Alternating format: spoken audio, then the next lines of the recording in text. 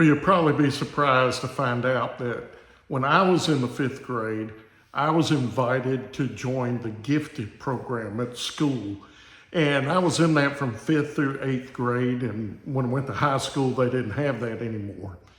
And one of the reasons that I loved being in the gifted program was I got to do things like play chess and do problem solving exercises all the time. But it got me out of gym class. I didn't have to go to gym class while the majority of my friends had to go do gym. I was in the gifted program. And so as you can see by looking at me, I never did learn about any of the real physical exercises in gym. And I don't know a lot about running and exercise and that type of thing. But I mention all that to say that in our spiritual life, we are called to run a race. And we see that as we conclude the book of Hebrews today. So I want to read to you Hebrews chapter 12, verse 1 and 2. Hebrews 12, beginning in verse 1. Therefore, since we also have such a large cloud of witnesses surrounding us, let us lay aside every hindrance and the sin that so easily ensnares us. Let us run with endurance the race that lies before us, keeping our eyes on Jesus, the pioneer and perfecter of our faith. For the joy that lay before him, he endured the cross, despising the shame, and sat down at the right hand of the throne of God.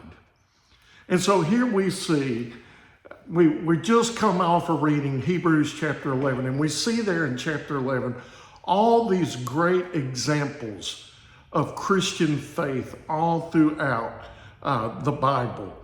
And as if the author of Hebrews is saying, all these people that have gone before us, we have such a cloud of witnesses, the example that have been set for us. They've run their race. They were faithful.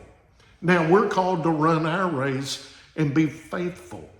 And I don't think, and I could be very wrong, but I don't think that the people in heaven can see us while we're here on earth. And I say that simply because if there's no tears in heaven, then surely if they saw this world, they'd shed tears.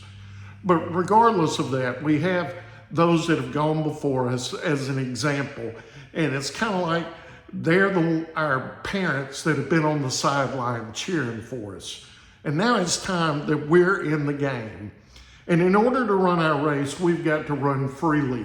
And the author of Hebrews here says to cast off all hindrances, cast off all sin, to get all those things off that are weighing you down, and to run, but not only run your race, but run with endurance.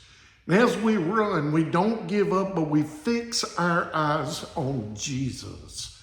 Run and don't give up. It seems like that has been such a theme here in the New Testament as we have read. But fix your eyes on him, run, and don't give up.